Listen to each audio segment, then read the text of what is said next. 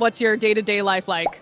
Yeah, my name's Steve. I'm the CEO, founder of Tact Firm, and it's basically an agency consulting firm where we focus on retention for dispensaries.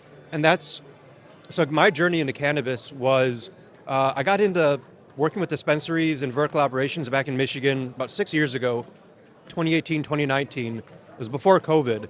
And so I got to see the scene right before it got disrupted, but also at the same time, not as disrupted during COVID. And I worked with retailers directly, cultivators, some processors, and I was able to figure out like where the problems lied with them. And a lot of them weren't even looking at their data. So anyway, through this little journey I had working directly with the retailers and realizing, okay, your data's right here, no one's looking at it. It's exposing all of your problems because what you think is your problem isn't what your real problem is. And so I was able to look at and find some solutions, work at that over time, and basically come up with some interesting strategies for retention at dispensaries.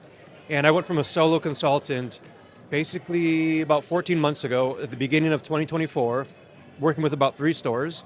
And now I have a team of 18 full-time staff, and we work with around 50 or so active dispensaries managing their retention.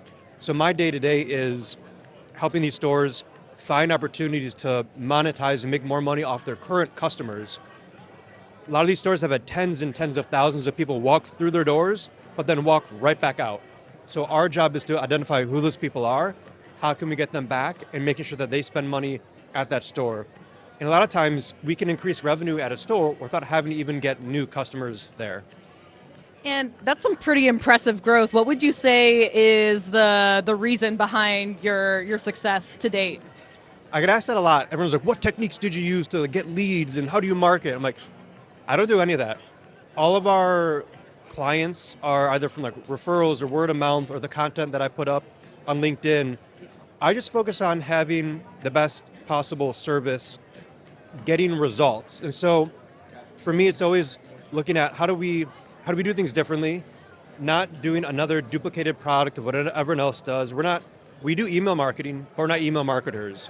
We do other types of marketing, but we're not a marketing agency necessarily, because when you start labeling yourself like that, people perceive it as such. They think, oh, you just do email marketing. We can find someone else that does email marketing. For us, that's a tool, one of the many tools of retention. And so over time, we've built up different types of tools to put in our tool belt to accomplish what we are trying to do. So email marketing is one of them. SMS marketing is one of the tools. Doing display ads is another tool. Finding ways to increase opt-ins is another tool. There's so many things that we can do to combine it all together and get results.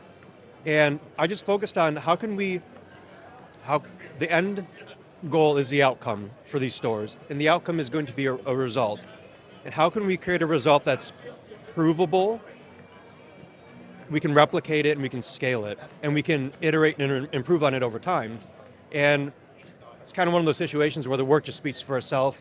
People hear about what we do. I don't go hard into sales. I just find people's problems, show them that we can solve it and we have a great solution for them, and show them that we've done it with other types of companies. So I want to take a quick step back. You mentioned a few marketing channels and tactics that can support a dispensary's retention strategy. I think retention is one of those words that people toss around, but they don't really know exactly what it means. How do you define retention marketing? I like to look at things very simply and not overcomplicate it with like crazy buzzwords. And so retention is simply getting people back in your door that have already been there before. And so when we start with that as the foundation, the fundamental, it's okay, well, all we need to do is get people back. So how do we do that and how do we track it? And so when we look at retention marketing, people just simply think, oh, we go through SMS and email, because that is the typical tool set that we can use through platforms like Happy Cabbage, AIQ, Springbig. Hopefully other platforms will be launching their own ways to do that as well. Like there's so many different opportunities out there.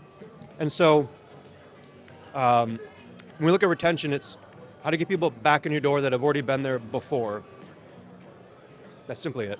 And there's that stat out there. I think it costs 7 times as much to acquire a new customer than it is to retain an existing customer, right? Like, so when you get a new dispensary client, what's the first thing that you look at? The first piece of advice, the lowest hanging fruit, if you will.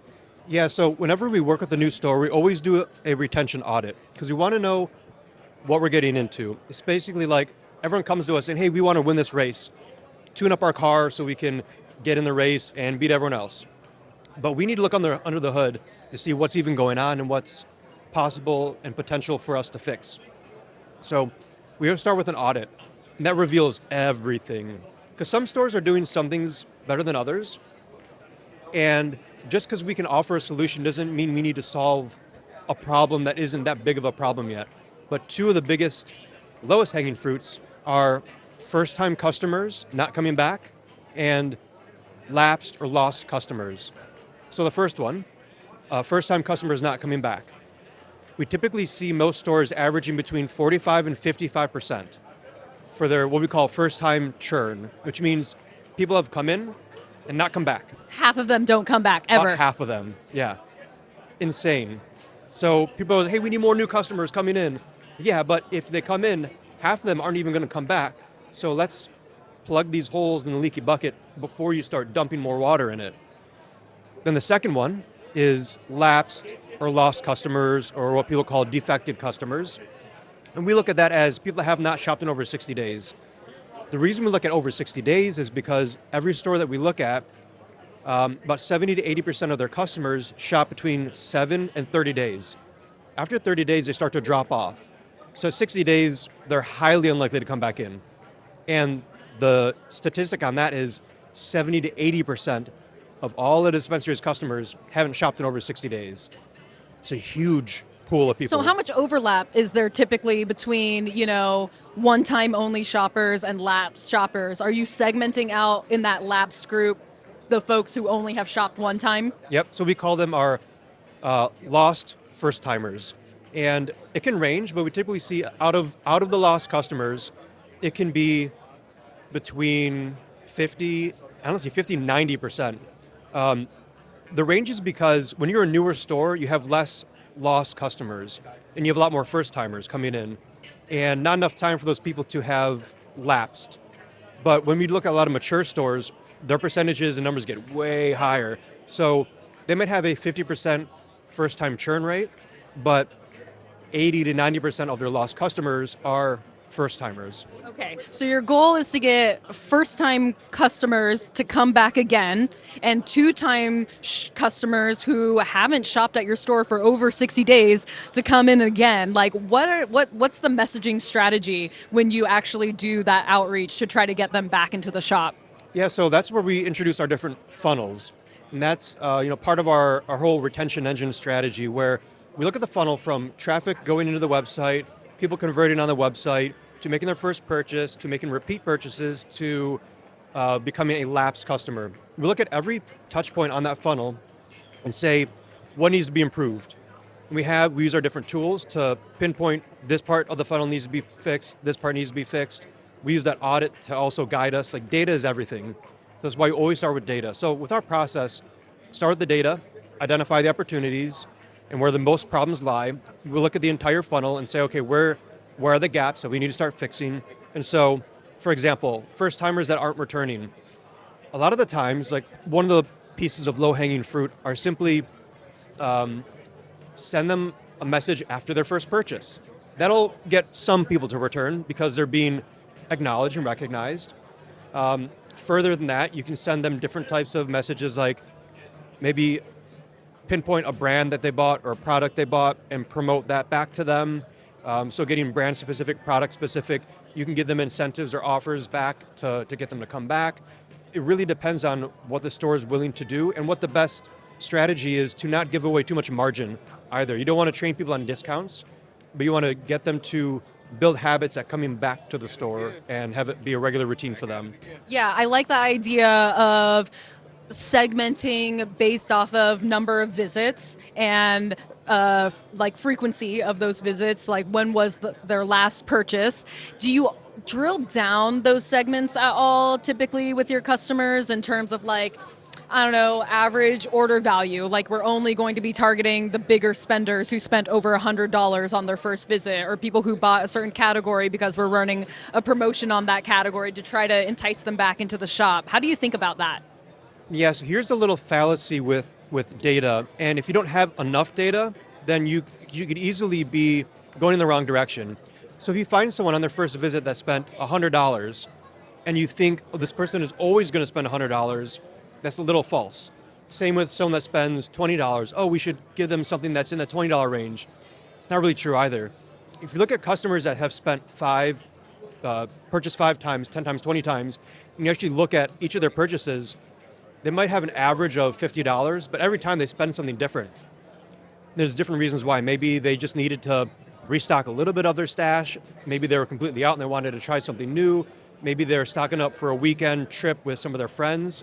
And so when we look at averages, we have to be very, very careful of that statistic, because an average is an imaginary number.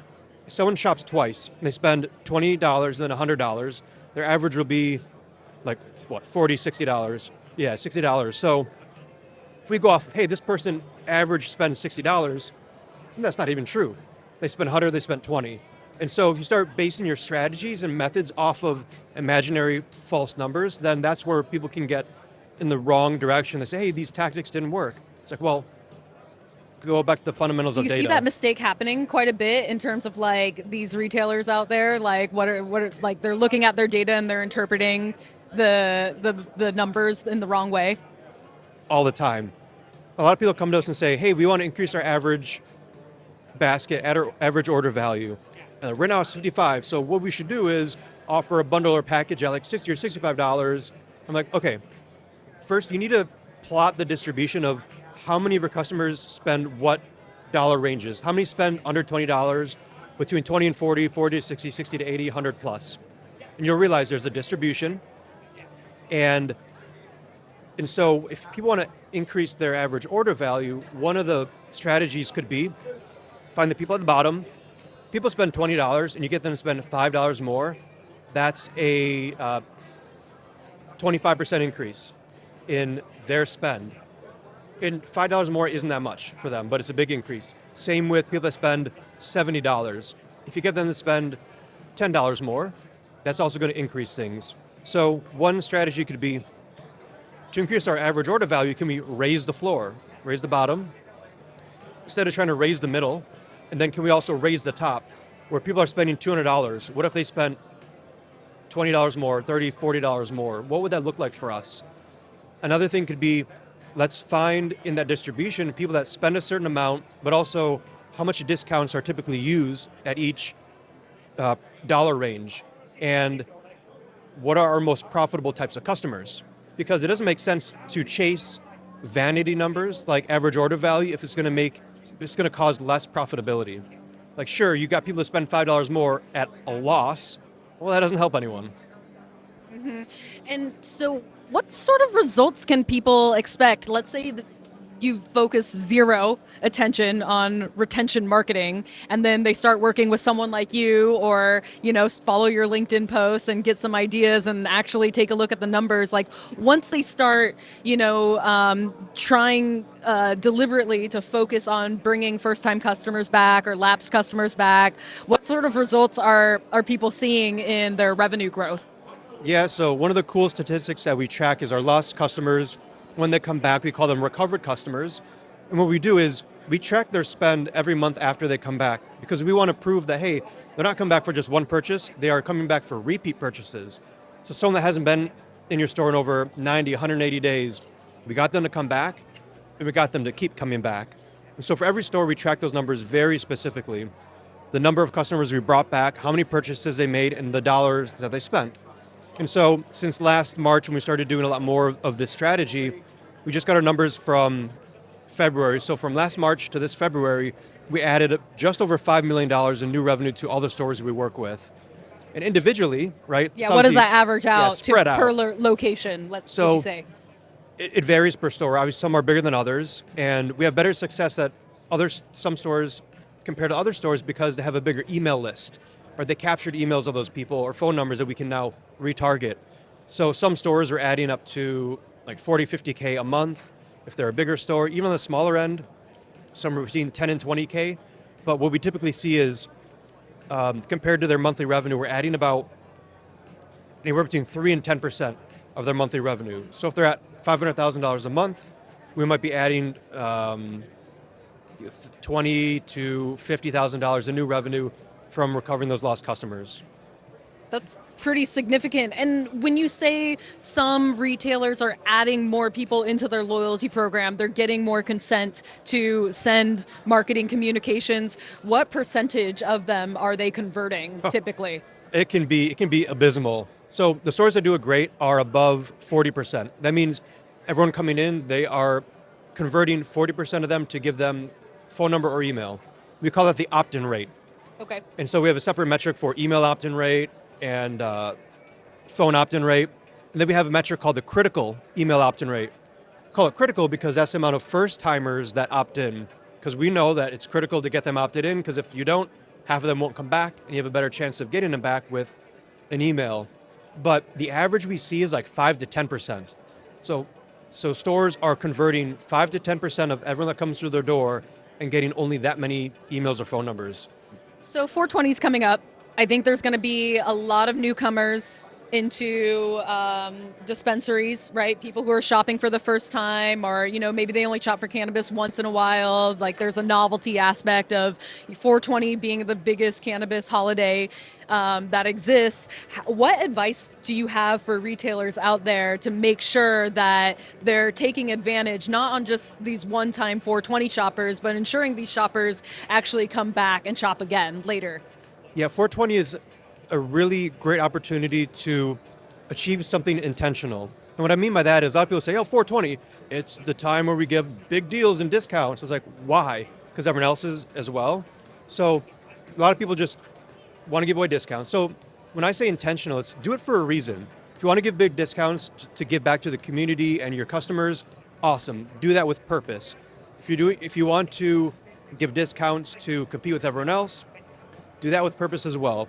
But it's also a great opportunity to build your foundation for the future by getting the emails and phone numbers of people coming in. So if you want to do that, tie the deals, incentives, specials to incentivizing them to give you their phone number or email, and try to get You're email. a first-time shopper and you join our loyalty program today, I can give you 20% off. Is that an example? Like that. Here's another good one too, is you can have your normal percentage off deal. A lot of people do like, everything's 30% off, 40% off, whatever. Like, keep that. But how you can elevate it to the next level is, hey, if you sign up today, we're going to give you 500 extra loyalty points.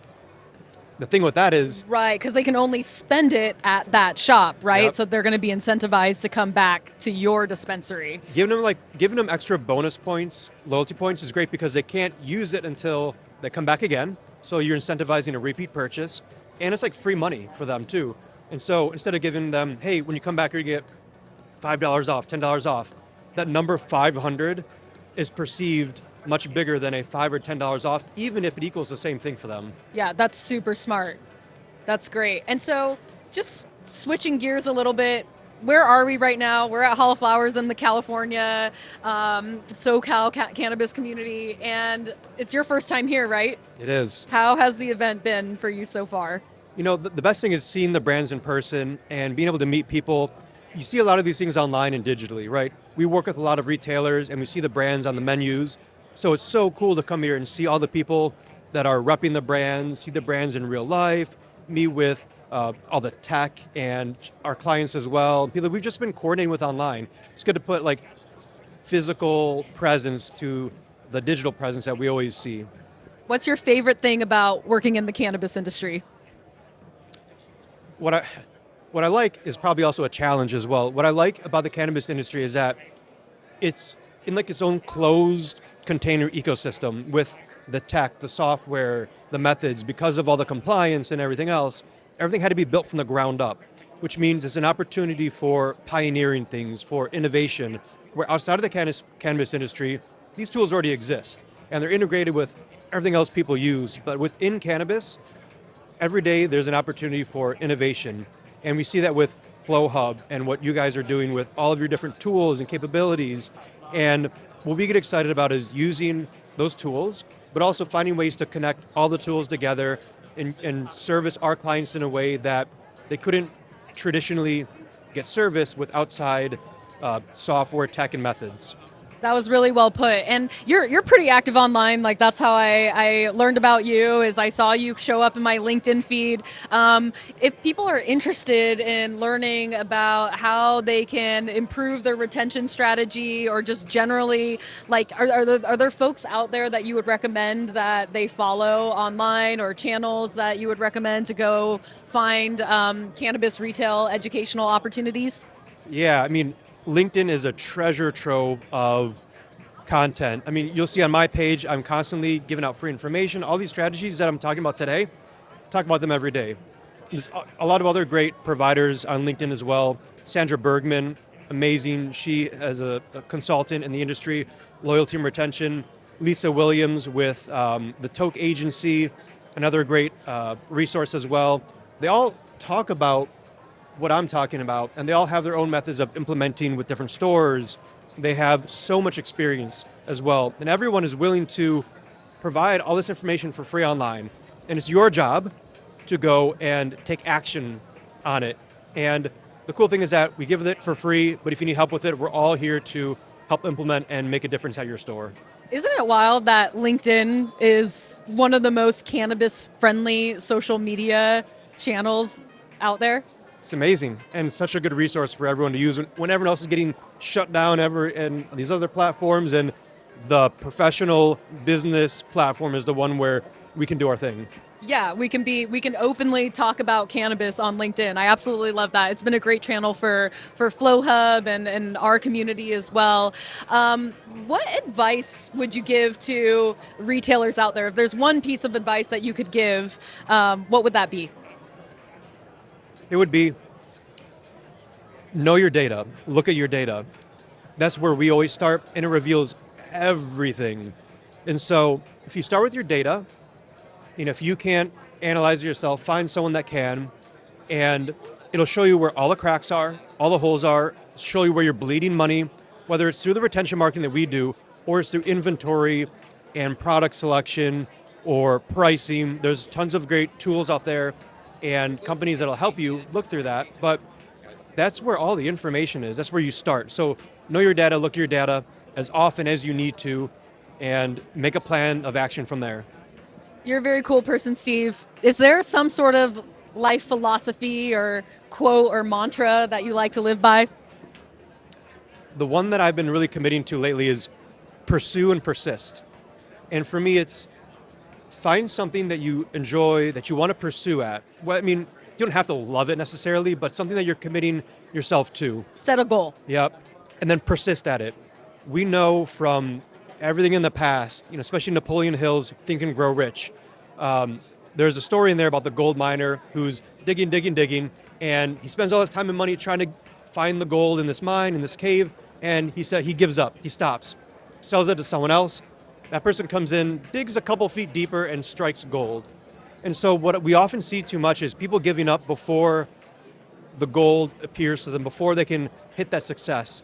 And again, as we know, through these athletes that are out there, success doesn't come from just a couple days of training, from a couple years of pushing hard. It can be decades or years of long time just pursuing and persisting and just going at it. And if you talk to any successful person that has matured in any industry, any profession, they'll tell you that, yeah, you don't give up early, keep pushing, keep going, because in that process you iterate, you realize what you were doing wrong. You're never going to start off knowing what's right.